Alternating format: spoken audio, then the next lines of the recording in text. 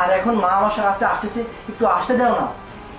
এই শোন, আমি তোর সাথে যে ব্যবহারটা করতেছি না, এটা তোর প্রাপ্য, বুঝতে পারছিস? আর তোর মা যদি ভুল করেও এই বাড়িতে চলে আসে, তাহলে এমন ব্যবহার করব না, তোর মায়ের আর মনেই থাকবে না যে শহরে ওনার কোনো ছেলে আছে। আর তাছাড়া যদি আমার সাথে বেশি উল্টাপাল্টা কথা বলিস না, তাহলে তো জানিসই আমার রাগ কেমন। দেখ, আমি বলতেছি, তোর মা এই বাড়িতে আসবে না, তার মানে আসবে না, এটাই শেষ কথা। দেখো, একটু বোঝার চেষ্টা করো। উনি আমার মা নয়, উনি তোমার মা। আর আমি তোমাকে বলছিলাম চা বানিয়ে দিতে, আমি এটা বলি নাই যে উনি বাড়িতে আসতেছে। এই শোন, আমি না তোর আজাইরা বক বক শুনতে বাধ্য না। তোর যদি এতই দরদ লাগে, তাহলে তোর মায়ের চা তুই নিজে গিয়ে বানিয়ে নিয়ে এছাড়া আমাকে। এই, তোর এত বড় সাহস!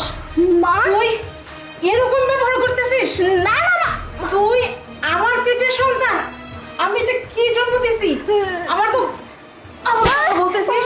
হ্যাঁ, আমি নিজের চোখে দেখছি, তারপর তুই বলতেছিস আবার না না।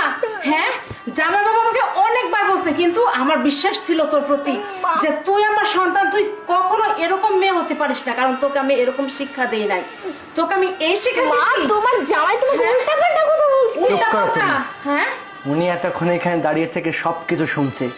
তোমার মা যদি আমাদের বাসায় আসে, 7 দিন করে থাকে, গরুর মাংস, পোলাও, বিরিয়ানি, ইলিশ মাছ, যত ভালো ভালো খাবার আছে, এইটা নিয়ে আসো মায়ের জন্য, ওইটা নিয়ে আসো মায়ের জন্য, এইটা করো, ওইটা করো, ঔষধ নিয়ে আসো, ওইটা নিয়ে আসো, সেইটা নিয়ে আসো।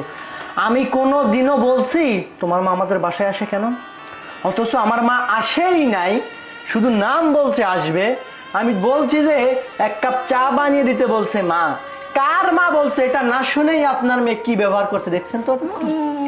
আপনার মেয়ে প্রতিনিয়ত এই ব্যবহারটাই আমার মা বাবার সাথে করে। আপনি এবার আপনার মেয়ের বিচার করেন, আমি কিছু বলবো না।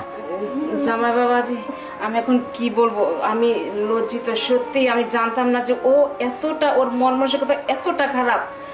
আমি শোন শান্তা, তোর সাথে আমার কোনো কথা নেই। তোকে আজকের পর থেকে আমি মেয়ে বলে মানি না, ঠিক আছে? আর তুমি কি করবে সেটা তোমার ব্যাপার, কারণ তোকে আমি এই শিক্ষা দিয়ে পরের ঘরে পাঠাই নাই যে তুই তোর শাশুড়ির সাথে এরকমটা করবি, ঠিক আছে? তোর কোনো কথা শুনতে চাই না। তুমি এখন তুমি রাখবা না তারা দেবা, আমার কাছে তুই যাবি না, ঠিক আছে? তোর কখনো আমি দেখতে চাই না তোর মুখটা, ঠিক আছে? থাক তুই। মা প্লিজ শোনো না মা। তোমার মা তো তোমার বিচার করে দিয়ে গেল। তুমি অন্তত আমার কথাটা শোনো। আমি তো অন্তত তোমার মতো অমানুষ নই।